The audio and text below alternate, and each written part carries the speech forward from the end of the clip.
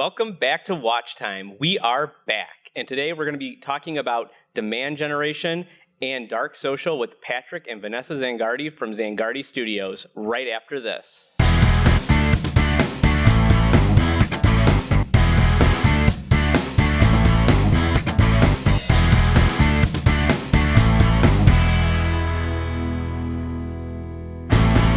I'm here with Patrick and Vanessa. Thanks, guys, for coming on the show. Thanks so much for having us. A little different this time. Last time it was just me and it was on Zoom. So this is nice being in person. Yes, it's good to be back in person. Definitely. This is more fun for sure. Yeah, it's been great chatting with you guys too. And I don't know, I feel like Zoom has been advanced so much through COVID, which is great. But I also feel like there's nothing about being in person. I just feel like that's great to be able to connect with you guys. Fully agree. So why don't you tell us a little bit about Zangardi Studio, so anyone that's listening, if they don't know what you guys do or if they want to learn a little bit more, you guys can kind of fill them in. Sure. Yeah. So Zangardi Studio is a digital marketing firm. We specialize in helping brands tell their story. We do that through web design, digital marketing, social media, and visual storytelling. We do a lot of graphic design and illustration as well as photography work. Great. How did you guys, I'm just curious, how did you come to found the company and tell us a little bit about your backgrounds? Well, I'll defer to you on that one because yours is a little bit more aligned with the whole marketing realm. Yeah. So the long and short of it is after, about 10 years in the marketing space, working for different agencies and things like that, I basically just said, okay, I can do this as well. I can do this for myself. And with Vanessa's encouragement, I did just that. I put in my 2 weeks notice from the agency I was working at, just full on jumped off the airplane with absolutely no parachute and just said, okay, we're going to make this happen. And that was in 2018.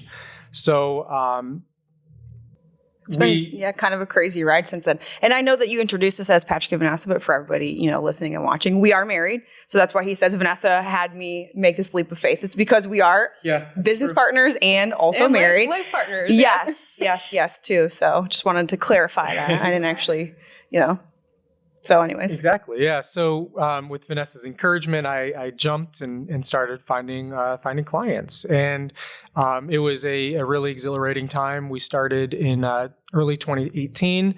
And by, I think, June or July of 2018, Vanessa actually was able to leave her full-time job and join me full-time. And we've been building it now together over the last 4 years. Yeah. 5 years almost. Yeah. Wow. Yeah, it's really weird when you say it like that because I feel like it's been a lot of time, but also not a lot of time, right? We joke about this all the time. We're it feels like we just started the business and then also we've been doing it for 20 years too. With COVID and the ups and downs of that obviously was a really wild ride there. So it's crazy to think that's been almost 5 years that we've been doing this together. And like Patrick mentioned, he's got a background in the marketing agency realm when I don't. I do more customer service, but it's a natural segue into the type of work because we work hand in hand with companies who either have maybe a small marketing team and don't have the leverage that they need, or they don't have a marketing team at all. And so that's kind of where we come in, and we work really well to kind of stand up the story that the brands have and help them find the right way for we're dubbing it information design, so how they create the collateral and the communication and all that kind of stuff, plus all the tech that they need to be present in the digital age anymore. So exactly. So as Vanessa mentioned, our clientele will stretch from a company with absolutely no marketing ability in-house, and they, work with with companies like ours to be their marketing team, their outsourced or external team. Or we also do a lot of staff augmentation for teams that just maybe don't have digital capabilities, but have really strong messaging, positioning, and storytelling, but they don't have the capabilities maybe to do a website or to stand up a CRM or to do things that we're specialists in. So it really allows for us to kind of work with a wide range of clients. Mm-hmm. And one thing I did want to mention, just because, as you guys have been talking and as we've known you guys, I just kind of shout out to you guys and everyone that's listening so they know, we recommend you guys to so many people because, honestly, the thing that we just immediately, after the last time we had sat down with you guys to discuss the project, Kathy and I had talked about after was, I love the fact that you guys, your goal is to help the businesses grow so they eventually can take these things on themselves because they're going to be able to hire that marketing person that can do that. And I feel like there's so many companies out there that are they don't want to do that. They just want to keep them on as a retainer and like, well, I don't want to give them too much because I want to make sure I still have business. And the fact that you guys are doing that, that's the way, in my opinion, like that's what we try to do with our clients. We want them to grow so they can do their own video content or they can, do bigger things. So I think it's great that you guys are doing that. Yeah. And like hats off to you guys on that. That's awesome. I mean, we give plans and we work with people to even hire in the right kind of people into their organizations because we know that the people that are going to benefit from this most obviously is the business, but the way that they're going to do that is having someone in-house living and breathing the product or the service or the business every single day, right? And as a third party, we don't always get that availability and that luxury, especially if we have clients like all over the world or all over the country. So we go out seeking ways to stand businesses up and give them the tools that they need because it makes the most sense for them to eventually pull that in-house. And that's fine. I mean, that's kind of our end goal is to exit out of businesses by giving them what they need to get to where they need to go and then kind of watching them flourish and go after that too. So we've always done that from the start. I mean, that's why if you follow us on like TikTok and Instagram and things like that, I mean, we give everything away because marketing is confusing. Marketing is oversaturated. There's so many things that you think that you should know. Right. And a lot of it you should have an understanding of, but having someone like us talk to you, it's just the two of us, right? Telling you what could be important, what could not be important, kind of getting you to think with your marketing hat and flex your marketing muscles. And we just give it away because like people just need to know. People just need to know what they need to do for their businesses. So. Well, I love that. Yeah, we're like I said, like Bill said, we're big fans of your approach. And one thing that I really like that you both do too, that you kind of hinted on is marketing is always changing and evolving. And I love how you really take an educational approach, even on LinkedIn. If people aren't following you on LinkedIn, they should because you're always sharing new thoughts and kind of how you're experimenting with different trends and approaches to marketing. So I know one part of that, as I understand, is, marketing's been very focused on lead generation and ROI, but some things are changing a little bit more towards demand generation now. So can you talk about, how things are kind of moving in that direction and maybe why companies are looking to go that way? Sure, absolutely. So before I dive a little bit into demand generation, and then I'll, of course, let Vanessa jump in as well, I want to touch on a word that you mentioned, which was trends and tactics. We believe that really smart strategy is what drives a business forward when it comes to sales, when it comes to marketing, and when it comes to brand building. And tactics are what help your strategy to succeed. So a strategy should be your kind of everlasting, approach to marketing, communications, and so on. And the tactics help you to reach that goal. So we employ a lot of different tactics depending on the clientele that we're working with and then their clients and the networks or the platforms that we are advertising and marketing on. So we really first want to work with our clients on identifying what is the company's strategy, vision, goal. Yeah. And how do we then take that and pin a marketing strategy on it? And then based on that marketing strategy, we employ tactics that might work. And tactics that make sense for the business too. So marketing strategies, when you come into businesses, some of them can handle a very big, robust one. Some of them can't, right? So we try to find that spot in there that gives them enough to do without seeming overwhelmed.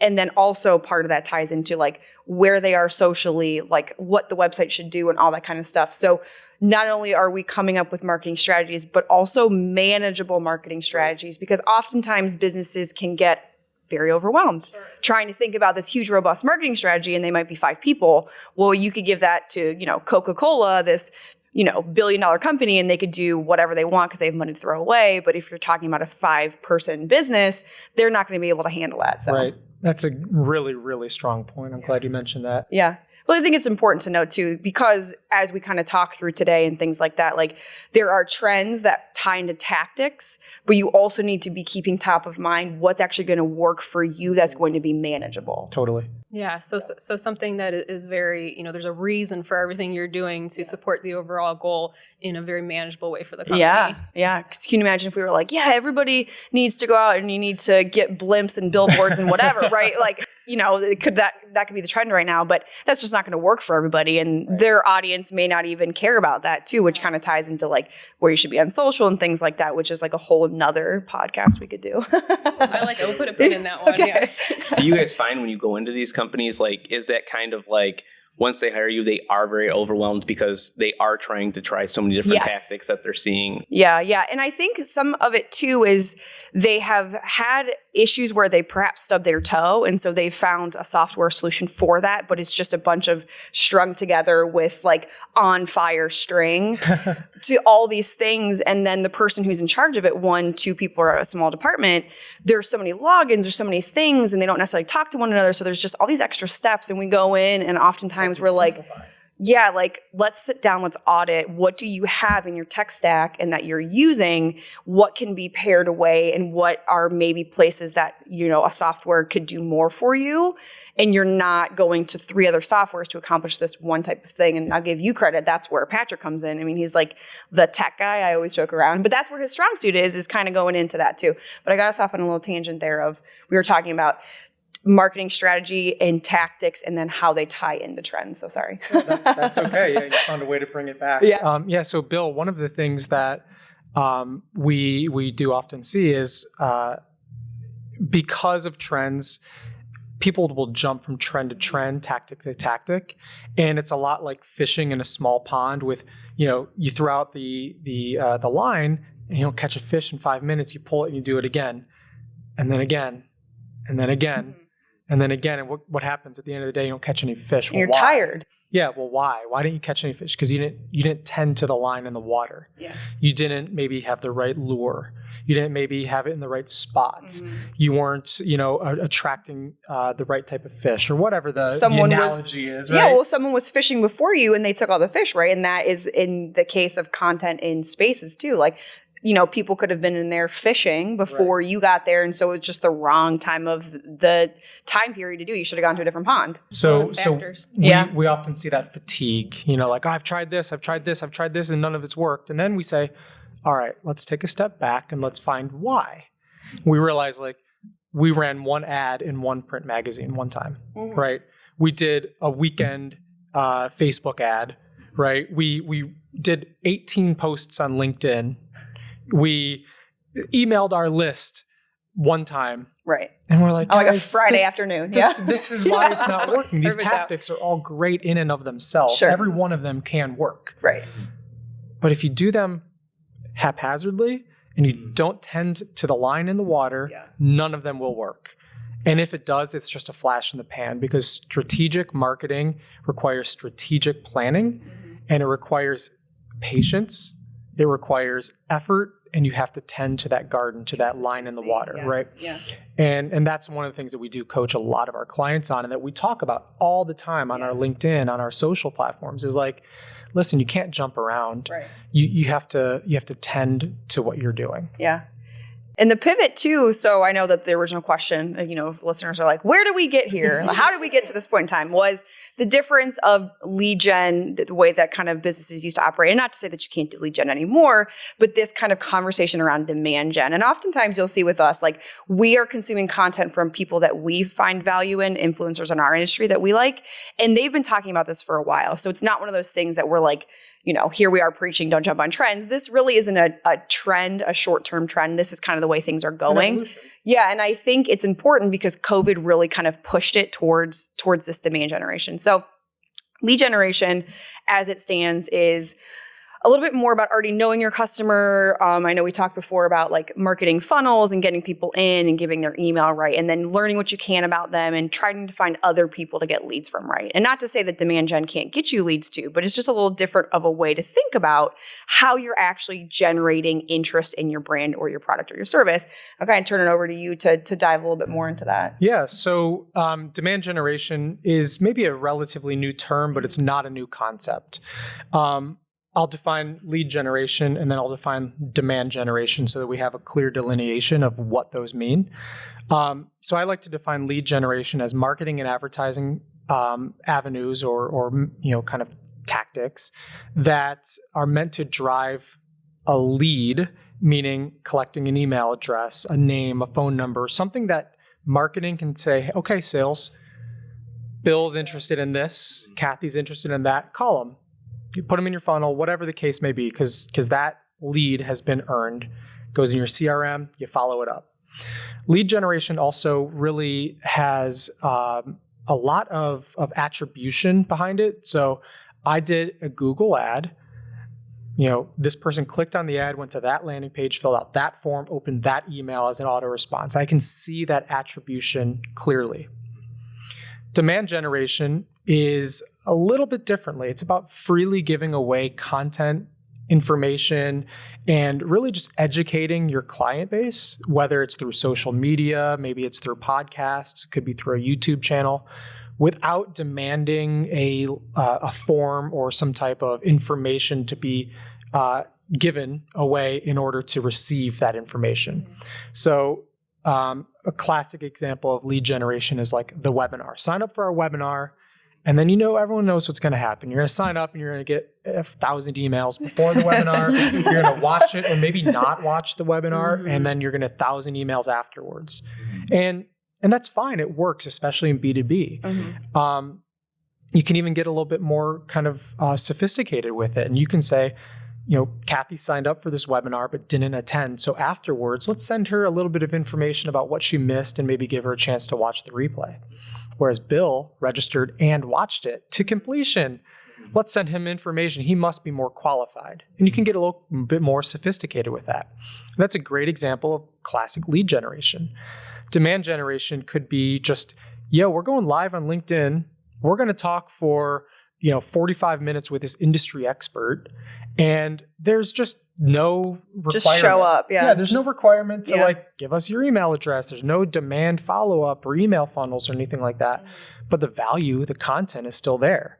And what that does is it puts in the recipient's mind, like, these people are experts at what they do and they're willing to share, educate, and teach. And so that person has a positive reaction in their mind. And it's like, I like this person. Yeah. Next time you see them on LinkedIn, you're going to follow or like or share, whatever the case may be. And I'm saying LinkedIn, but it could be Instagram Live. It could be TikTok Live. It could be, whatever, right? It could be a YouTube channel. It just helps to create demand around the service or the product that you provide. So an example of demand generation, we're doing some renovations on our house, and I'm looking up things like best way to repair plaster walls. And I see, I'm making this example up, Joe's YouTube channel, Joe's Plaster Wall Guy. Maybe there is one. Shout out, Joe.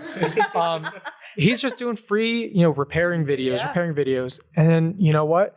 I like his stuff. I see it more. The algorithm behind YouTube realizes like, oh, this guy likes this plaster wall video, right? And I'm learning from him, and I'm saying, this company, this guy is an expert.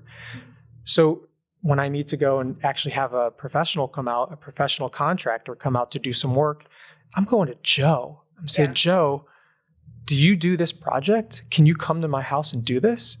And that can be applied to Flex. That can be applied to Zangardi Studio, right? It can be applied to, Joe's CPA firm, right?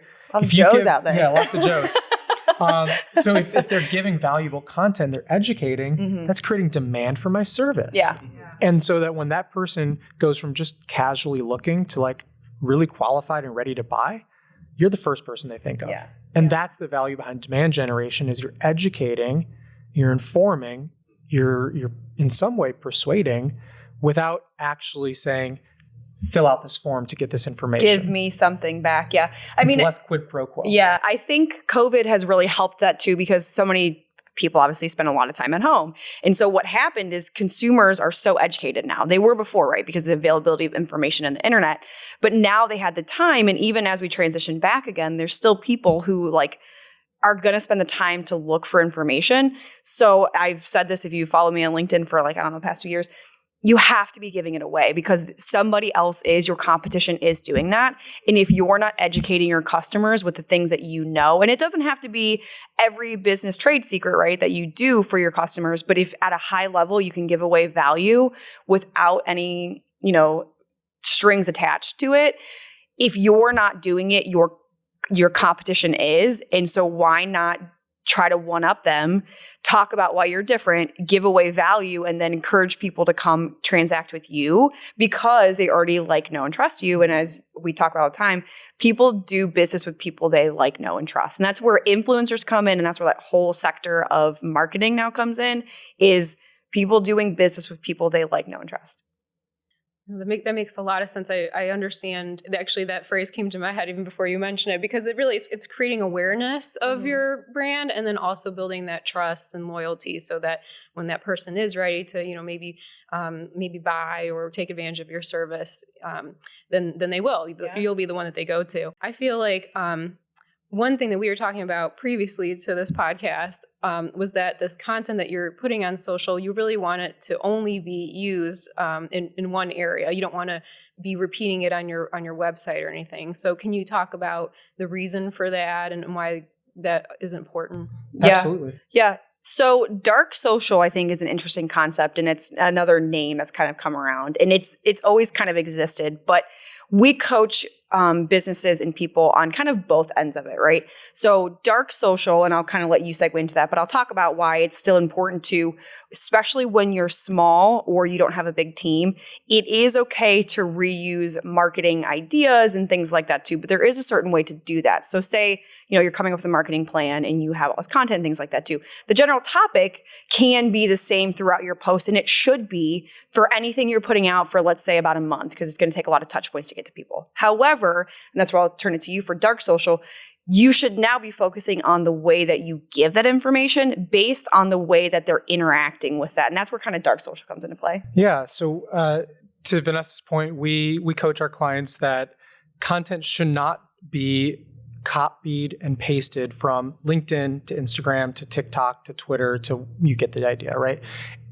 It's important to create native content for these different platforms because everybody on these platforms has a different expectation.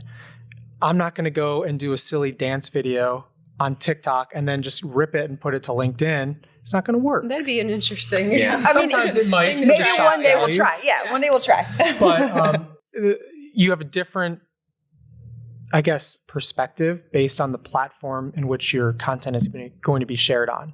So that's one thing that's related. It's, create the same message strategy, but think about the audience on the platform that you are sharing that on and tweak the content or the creative, the visual or the graphic or the video that goes with that for each platform. Now, the term dark social, really, it just kind of means it's less attributed. Like software is less able to say the first touch point was this. So an ad, a Google ad, we'll use as the example here. Again, your Salesforce CRM or whatever can say this new contact first reached us because of this ad, and then they clicked the ad and they went to that page. They didn't do anything. But a cookie or a pixel or whatever was placed. They came back a week later and they did this, this, and that. Then they left. And then they registered for an email on the next visit. They opened the email, they clicked the button, blah, blah, blah. We can see that path pretty clearly. It's pretty much A to B to C to Z, right? In social, in platform-specific content, it's a little bit less direct. It could be, the VP of a company heard something on a podcast or saw a LinkedIn post or something like that. Maybe they didn't engage with that LinkedIn post at all. It caught their attention, but they didn't like it. Or share it. They didn't share it. They didn't comment on it. They didn't follow you. They just saw it and made an impression. And then maybe later they were listening to their favorite podcast and they said, oh, that person, I saw their post before. I'm going to listen to this. Or could have flipped the opposite way. It doesn't matter. The point being that those first touch points were extremely valuable, but Salesforce is not going to say the first touch point was a random LinkedIn post that you didn't engage on because there's no way for them to know that. Right. All it's going to see is this long loop is going to be, if we were actually able to see it, it might be like, heard him on a podcast, saw a LinkedIn post, somebody mentioned it in the elevator, somebody screenshotted a Instagram ad and texted it to me. And then, all of a sudden the person goes to the webpage, fills out a form, and then closes a deal. All your CRM is going to say is came from Google. Right. Right. It's like, well, that's not true. Right. Everything prior to that came from Google was dark. And that's what dark social means. Yeah. Is like that dark area that you really can't get any kind of metrics from. And marketing has been so focused lately on vanity metrics for some, for some industries and metrics and things like that too, of like impressions and blah, blah, blah. Well, yeah, those are great in certain situations. But again, dark social, creating that content, adding that value to people without any regard has so many touch points. And like, we're prime examples of that. People like reach out to us and they're like, oh, I love what you're talking about on, your LinkedIn page. And I'm like, dude, you never even liked it. Share it with somebody, like it, comment, like, come on. Show it, yeah. But you're consuming it, and whether or not you intentionally did not like or share that or whatever is, we'll never know that too.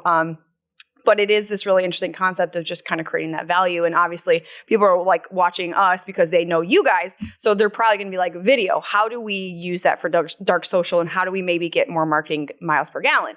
Well, I mean, video is still king. So when you think of TikTok and you think of YouTube and YouTube Shorts and things like that, and now TikTok is going to be indexed by Google. And so when you're searching things, TikTok's going to be coming up, which is totally wild to me. Like very, very new this week. Yeah. So that's interesting. That is interesting. But you can take this overarching content topic and create individual videos based on the specific platforms for that. Now, I have found I do a lot of social media for our clients. By no means am I like a guru, but I do it every day for our clients. And so what I see is if you do video on native platforms, so on TikToks as a reel and things like that, and you're sharing that video and it's not the exact same, but all the same content topic, it will go crazy. Like I've been playing around with like a trend that was on TikTok that's now on Instagram. And they're just 7 seconds, a video of me in the background, text overlay over it. I mean, I'm getting 5,000 views on these videos that took me 7 hours. Wow. that took me like 5 seconds to create, right? Wow. And like no real thought was put into it, but because I'm doing the video on that platform the way it wants that, it's going to reward me for taking advantage of that trend. So if I can offer one little tidbit is look to TikTok for some of these trends. And then about a month after that, if you're using TikTok and Reels, go back and use that same kind of trend on Instagram. And then you'll be able just to spread your message without a lot of care. But video, no matter what, video on LinkedIn is so important. I mean, video on YouTube, that's like the second most searched search engine, essentially. Yeah, It's Google and then YouTube. Right. A lot of people go to YouTube to search instead of Google. Yes. And analysts are now actually showing that a lot of Gen Z and younger millennial consumers are going to TikTok and Instagram to search. They're not going to Google anymore. Mm-hmm. So this, as Vanessa mentioned, Google's now starting to show videos, shorts in their SERPs, their search engine results pages. They're putting YouTube shorts, Instagram Reels, and TikToks right there as an effort to say, don't use those platforms to find content. Use us. We're Google, but we will direct you to proper content on those other platforms if it's valuable. Yeah. Yeah. So I think, the overall takeaway from that is like, absolutely video. We've been talking about video with our clients for a couple years now because we keep seeing, I guess you'll say a trend going that way. People want to be like talked to, right? And you can still do the long format posts. Those are particularly popular on LinkedIn. But I mean, if you can create one big video, put that on YouTube and then kind of break it up and then supplement like, let's say TikTok and Instagram with other content that you make native in that platform. I mean, that's a huge way to take advantage of video, creating one kind of piece of content and then just spiraling it out to other things. Totally. So one thing I wanted to mention to you guys, because I think you might find this interesting, just thinking about dark social and how this plays into the video world. So like, we've been posting some content on LinkedIn, and like what I found interesting was when you were saying like, people aren't like, they're not liking it or they're not commenting on it. And the videos that we've posted are like, they're not heavily liked. They have some comments, but what's crazy is the amount of views that I'm trying to think. There's at least easily, like in the first day, there's a couple hundred views. I've had over 1,000 or so views on these short little videos, but like, which has happened in the past. Pre-pandemic, we would put video content out, that would happen. But what's interesting to me is like when I look at the analytics, the retention on it is crazy. It's like an 80 to 90% retention rate. Wow. But nobody's commenting and Doing nobody's liking it or sharing Yeah. it, which is like blows my mind. Like, I'm used to seeing obviously like the 5 second, people are just scrolling through, but like, so people are actually watching it, which is just unbelievable. But to me. taking no action on it, but you have no idea what that impact is. And that directly ties into that dark social because people were engaged with it enough and for whatever reason didn't do anything after that. But I mean, obviously you left an impression. So when they're thinking of, video content, who can I work with? Who knows what you'll find? And so I was reading something, I think it was yesterday, that the way to qualify that would be to then ask somebody, like maybe in a contact form, like, how did you find me or how did you hear about me? Because that's the way that we can begin as marketers to kind of track what dark social is doing. However, I don't want to get to the point in time, hopefully, where then they're us all of a sudden assigning metrics to these types of things. Because that's a really hard... It's a slippery slope. Yeah, because marketing, oftentimes is thought of as reactive instead of proactive. So we may not see the repercussions or the, positive attribution till 7, 8, 9, 10 a year from then, depending on the life cycle of the sale for clients. So I hope that it doesn't get tied to too many metrics, but it is really fascinating to see that kind of stuff. And then who knows when someone will say, I liked your video, and you're like, but you didn't do anything. You didn't share it or comment or like it or anything at all. I had no idea. Yeah, the most... I guess the largest group of users on social platforms, I call them the ghosts and lurkers. Yeah. And they just are on the content, but they don't do anything with it. Interact, yeah. Yeah. And then you've got, a bunch I'm guilty of that myself. Yeah, I was thinking the same thing actually. everybody's guilty of it, Yeah. but like there's a lot of people who will only lurk. They only consume, and that's okay. And then you've got, a smaller subset. I don't know, we can maybe say 80% of people just consume content. Oh yeah, fake statistics. I love it. Yeah. 80% of people. Just making it up. Yeah, of And Joes. then- 80% of Joes. Yeah. And then a lot of people will also engage with content. They'll like it, they'll share it, they'll comment on it.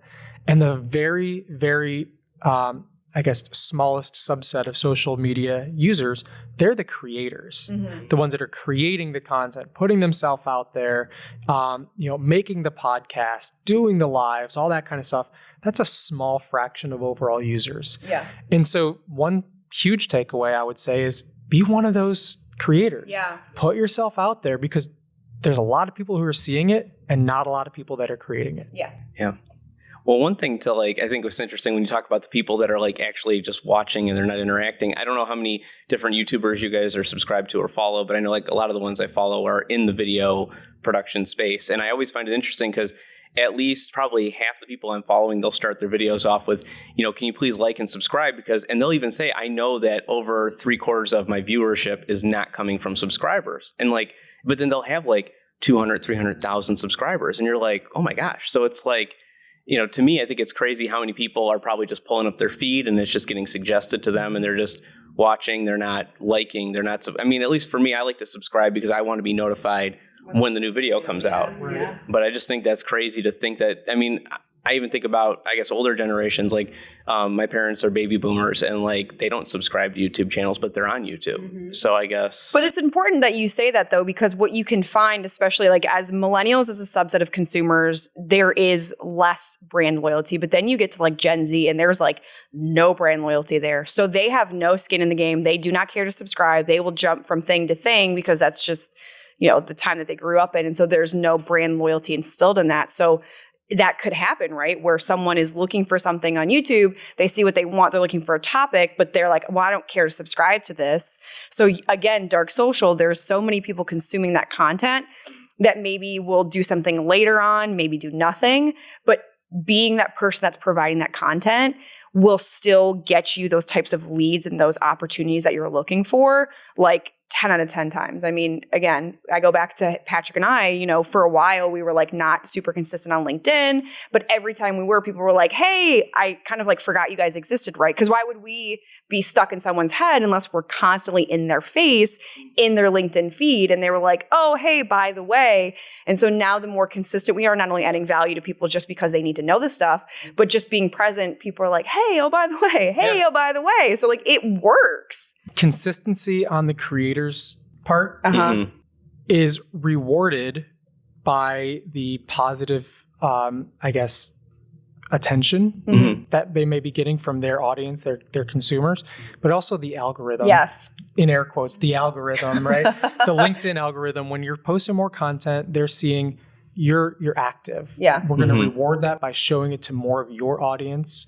And then in a lot of cases, those that are interacting with your content, it'll show on their feeds as well. So people you don't even know, like their own networks of people that you may not even know personally are seeing that they're interacting with your content. So LinkedIn is like crazy with their algorithm. Yeah. So like, for example, Bill, you might, comment on a post that Vanessa made and on your feed, like your contacts feed. So let's say a third tier connection that we have no connection with at Zangardi Studio would say Bill commented on Vanessa's post, and it'll show Vanessa's post and Bill's comment.